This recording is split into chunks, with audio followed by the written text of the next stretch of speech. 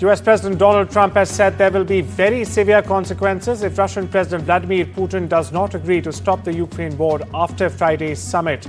Now, Trump was very clear in a virtual meeting on Wednesday with European leaders that the US wants to, in fact, achieve a ceasefire at the upcoming US-Russia summit in Alaska on Friday. Meanwhile, French President Emmanuel Macron has also underlined that if Putin does not work towards a ceasefire, there will be severe consequences. Now, in the same meeting, Ukrainian President Volodymyr Zelensky said he told the group that Putin is quote-unquote bluffing ahead of the planned meeting with Trump.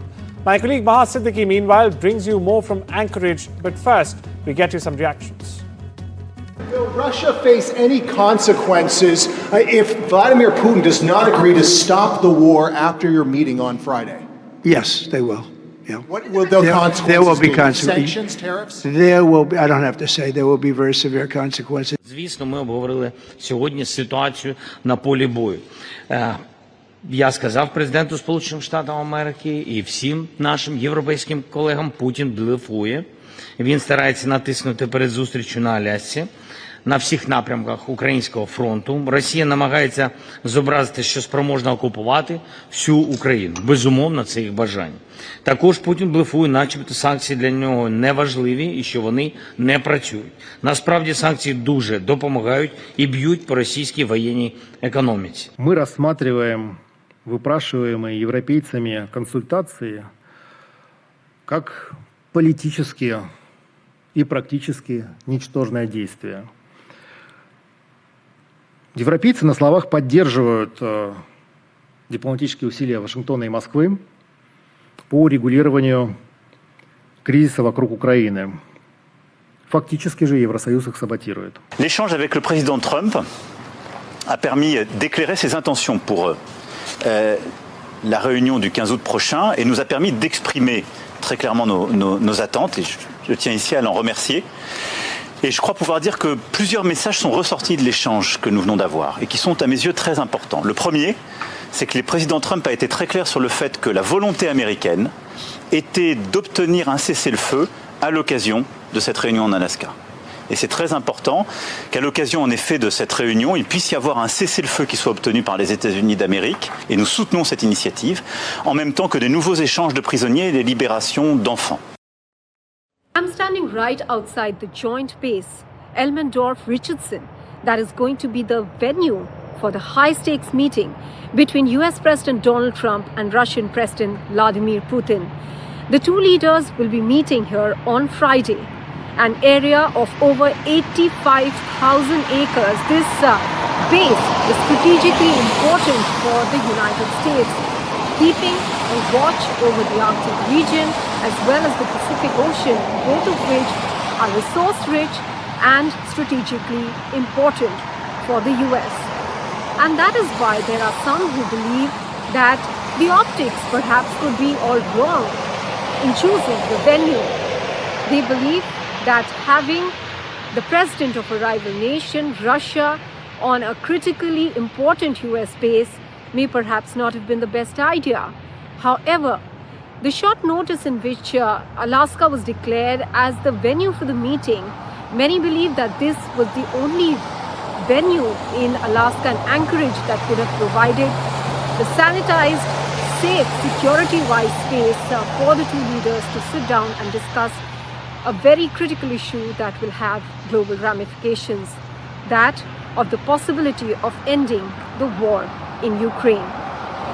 In Anchorage, in Alaska, this is Maha Siddiqui for NDTV. Ukrainians in Kyiv are voicing skepticism that the planned summit between US President Donald Trump and Russian counterpart Vladimir Putin will bring the war in Ukraine to an end. Now, Trump has threatened very severe consequences, as we just mentioned, if Putin does not agree to stop his war in Ukraine at the summit to be held in Alaska on Friday, even though he did not say what those consequences might be. Meanwhile, Kyiv residents weren't optimistic of a breakthrough. Here's more. Навряд чи щось глобально вирішиться буквально в ці дні. Моя думка тому що ми вже бачили неодноразово, як перемовини переносилися, зривалися, ще щось змінювалося.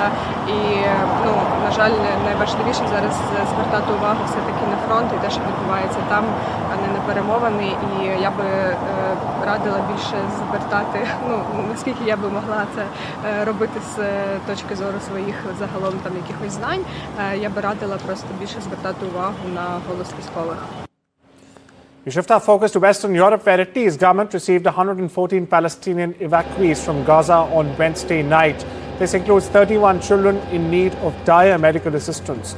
The young patients are all affected either by severe injuries or amputations or serious congenital diseases. The Italian Air Force, meanwhile, flew the evacuees over in 3 C-130 cargo airplanes from the southern city of Eilat in Israel. One of the planes carrying 6 patients and 22 of their relatives landed at Rome's military airport. The other landed in Pisa and Milan, carrying 12 and 13 young patients respectively.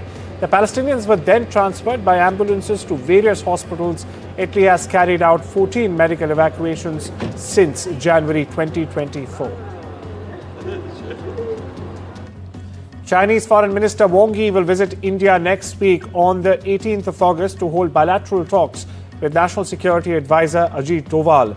The visit will take place shortly before PM Modi visits China. It's his first trip since clashes 5 years ago, which led to heightened military tension on the border. He's there for the Shanghai Cooperation Organization Summit's meet. Meanwhile, Yi will visit India. It will also take place against the backdrop of US President Trump hitting both Beijing and Delhi with massive tariffs. Now, Trump has slapped a 50% tariff on India, including a 25% penalty for the purchase of Russian weapons and oil.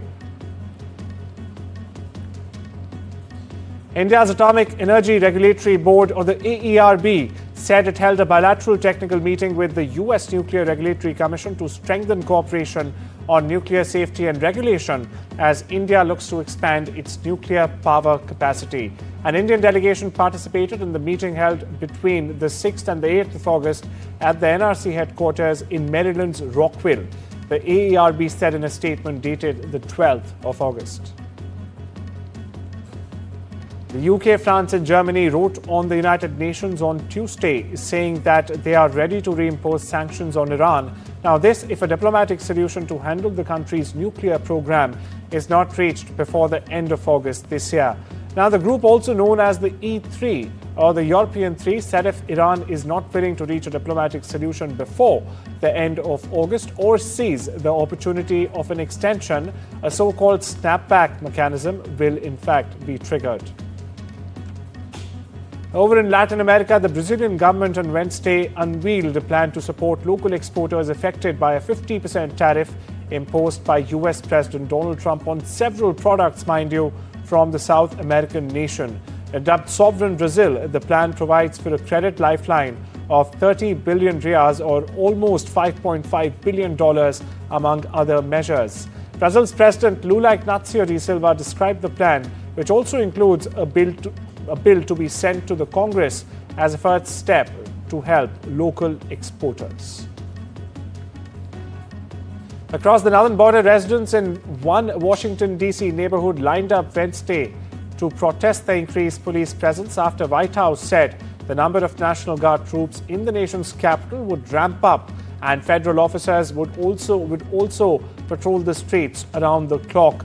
Now, after law enforcement set up a vehicle checkpoint along the busy 14th Street Northwest corridor, hecklers shouted "Go home, fascists," and other insults. Some protesters stood at the intersection right before the checkpoint and urged drivers to turn away from it as well. The action intensified a few days after President Donald Trump's unprecedented announcement that his administration would take over the city's police department for at least a month. We get you more.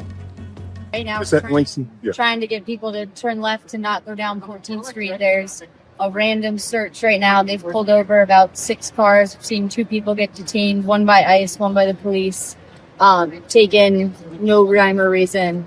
And I just want to tell people at this point that it's not been confirmed. Continue. That is what it seems like. So we're trying to get people to turn left so that nobody drives down this street and doesn't have to be wrongfully detained. The US national debt had surged to a record $37 trillion, surpassing pre-pandemic projections by several years. Now, the Congressional Budget Office initially anticipated this milestone after fiscal year 2030. However, to their dismay, and much to their dismay, the economic fallout from the COVID-19 pandemic and substantial borrowing by both the Trump and the Biden administrations to stabilize the economy has accelerated the debt's growth.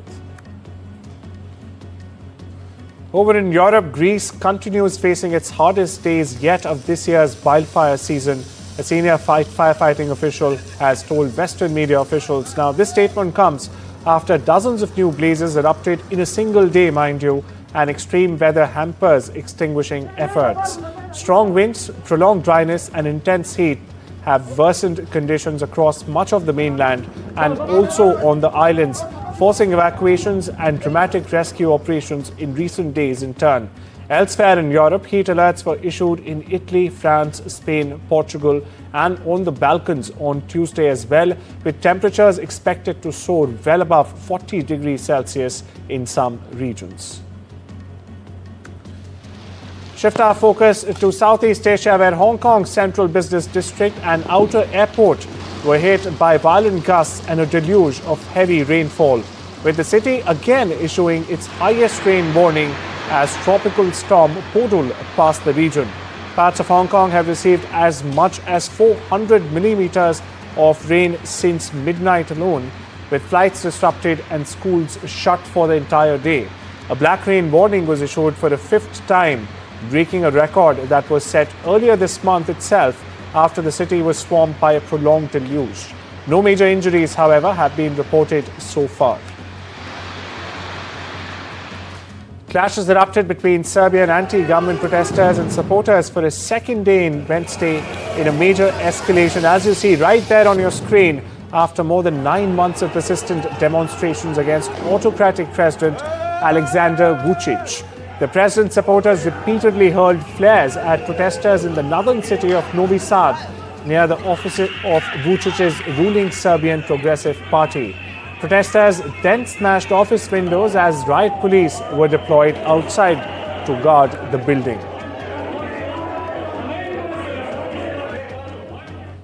Air India will begin a gradual suspension of flights to allow an orderly shutdown of the country's largest airline as it faces a potential work stoppage by its flight attendants on Saturday. The airline said that the first flights will be cancelled Thursday, with more on Friday, and a complete cessation of flying by Air Canada and Air Canada Rouge by the weekend. The union, representing around 10,000 Air Canada flight attendants, has issued a 72-hour strike notice. This was done back on Wednesday. Now, in response, the airline issued a lookout notice.